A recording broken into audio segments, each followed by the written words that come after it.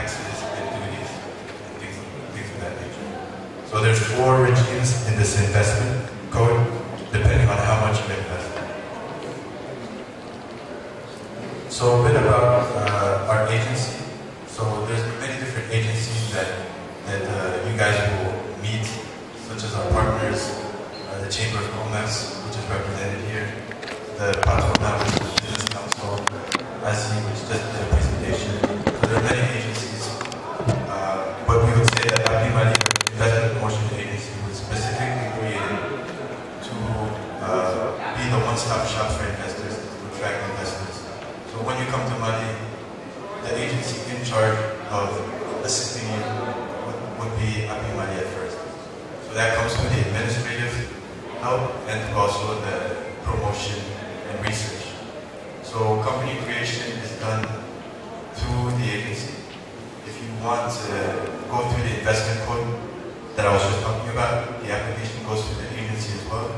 If you want special authorization, it goes through the agency. And we have an investment promotion department which gives you information on the different opportunities and can put you in touch with the different services related to your investments. So this is just a slide that shows that many international organizations are in Mali. So as far as opportunities, we talked a lot about it this morning. The main opportunities are in agriculture, energy, and mining and infrastructure. This is just a highlight of some of the potentialities in Mali. We are the first cotton producer in all of Africa. We produce the most. Even though the transformation as of now is not that high, about 2% of our cotton is transformed in Mali, but the rest is just exported in a raw material. But we are the first producer of cotton in Africa. We have the second largest livestock in West Africa after our Nigerian friends here. And we are the third largest producer of gold.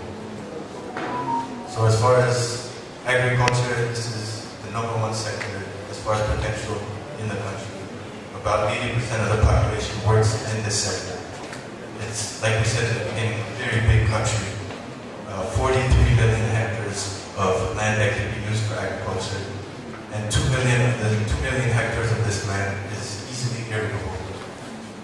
Because in Mali, we have the 2 biggest rivers in West Africa, the Senegal River and then the Niger River.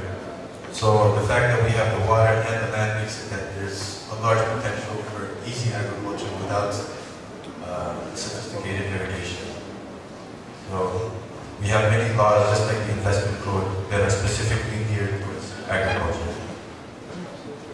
Livestock, we put an emphasis on livestock again because there's a huge amount of livestock in the country. After Nigeria is the biggest in West Africa.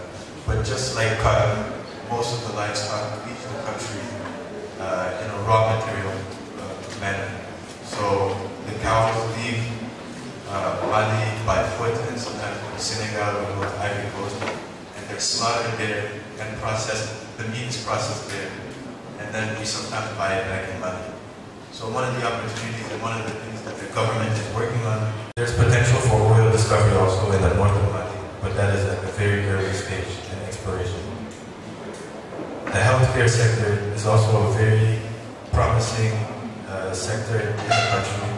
We actually have the promoter, the sponsor of a private polyclinic called Biswawanshi.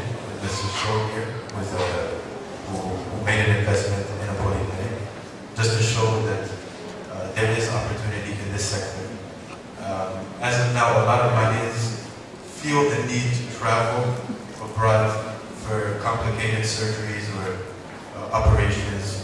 So one of the things that we are promoting is to invest in the healthcare industry. There are 13 hospitals, public hospitals in Mali, 8 polyclinics, and about 174 small clinics.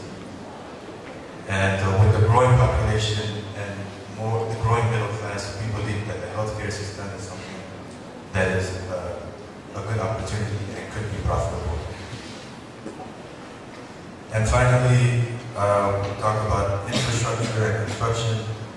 I think the investors here will be here for a few days, so they'll see that Bamako, there's construction everywhere, whether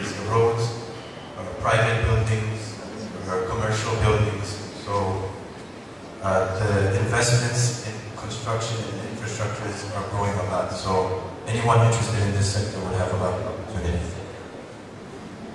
So this was just a brief overview. Like we said, like the Minister of Sports said this morning, there are so many different opportunities in Mali, and it would take some time to see what you would be interested in, and I'm sure there's opportunities in that. So these are just specific examples, but there's also financial sector. There's someone here representing the regional stock market.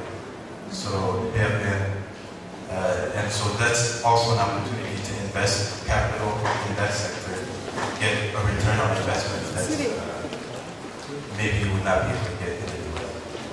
So we'll be here with you